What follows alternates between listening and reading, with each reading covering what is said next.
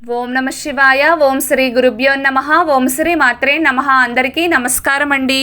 ప్రతిరోజు రాశి ఫలాలు తెలుసుకోవడానికి ప్లీజ్ మన ఛానల్ని సబ్స్క్రైబ్ చేయండి. అలాగే వీడియోని తప్పకుండా లైక్ చేసి మన ఛానల్కి మీ వంతు సపోర్ట్ ఇవ్వండి. గోచార్య రీత్యా తులారాశి వారు ఎటువంటి శుభ అశుభ ఫలితాలు పొందుతారో తెలుసుకోవాలంటే ఈ వీడియోని స్కిప్ చేయకుండా చివరి వరకు చూడండి. తులారాశి వారు ఈరోజు సాధారణమైన ఫలితాలను మాత్రమే పొందుతారు.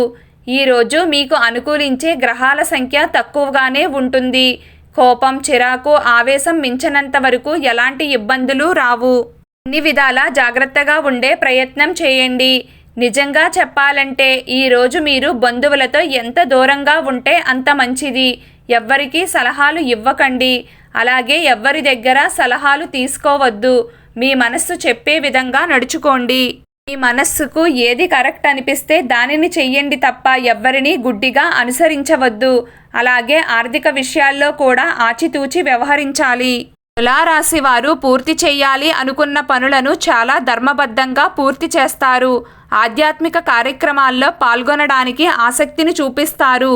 వృత్తి మరియు ఉద్యోగాల పరంగా ఒత్తిడిని తట్టుకుని నిలబడతారు. రిజిస్ట్రేషన్ లాంటి ముఖ్యమైన పనులు సజావుగా సాగుతాయి. బ్యాంకు పనులు కూడా సక్రమంగా పూర్తవుతాయి. అయితే ఆస్తులకు సంబంధించి మరియు లావాదేవీలకు సంబంధించి కీలకమైన నిర్ణయాలు తీసుకోవడానికి ఈరోజు అంత అనుకూలంగా లేదు. ఒకవేళ ఏదైనా నిర్ణయం తీసుకోవలసి వస్తే 1కి 10 సార్లు ఆలోచించి డెసిషన్స్ తీసుకోండి. ఈరోజు మీరు ఆర్థిక సమస్యల నుండి బయటపడడానికి ఒక చిన్న పరిహారం గురించి తెలుసుకుందాం. వీడియోని స్కిప్ చేయకుండా పూర్తిగా చూడండి.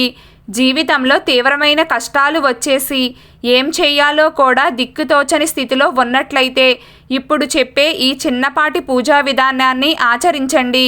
మీరు తప్పకుండా కష్టాల నుండి గట్టెక్కుతారు. ఈ పరిహారం మీకు 100% మంచి ఫలితాలు అందిస్తుంది. ఇందులో ఎలాంటి సందేహం లేదు. మీరు ఏం చేయాలో క్లియర్గా చూడండి. తప్పకుండా ఆచరించే ప్రయత్నం చేయండి. మీరు చేయాల్సిందల్లా ఒక చిన్నపాటి ఆంజనేయ స్వామివారి పటాన్ని పూజ గదిలో పెట్టుకుని ఆ పటం మొత్తానికి సరిపోయేలా లవంగాల దండను అలంకరించడమే. అయితే ఒకరోజు ఉపయోగించిన లవంగాలను మరుసటి రోజున ఉపయోగించకూడదు. ఎప్పటి నుండి ప్రారంభం చేసినా పర్లేదు, కానీ వరుసగా 41 రోజులు చేసే ప్రయత్నం చేయండి. మొదటి రోజు పూర్తిగా అయిపోయిన తరువాత ఆ లవంగాల దండను తీసేసి మళ్ళీ కొత్త దండను తయారు చేసుకుని వేయాలి. ముందు రోజు వేసిన లవంగాలను వంటకు వాడుకోవచ్చు. వాటిని ఎట్టి పరిస్థితుల్లోనూ వృధా చెయ్యకండి. ఇలా ప్రతిరోజు చేస్తూ శనివారం వచ్చినప్పుడల్లా ఆంజనేయ స్వామి దేవాలయ దర్శనం చేసుకోండి. అలాగే హనుమాన్ చాలీసాను ప్రతిరోజు వినడం కానీ లేదా చదవడం కానీ చెయ్యండి. ఇలా చేస్తే మీకు 100% కష్టాల నుండి విముక్తి కలుగుతుంది.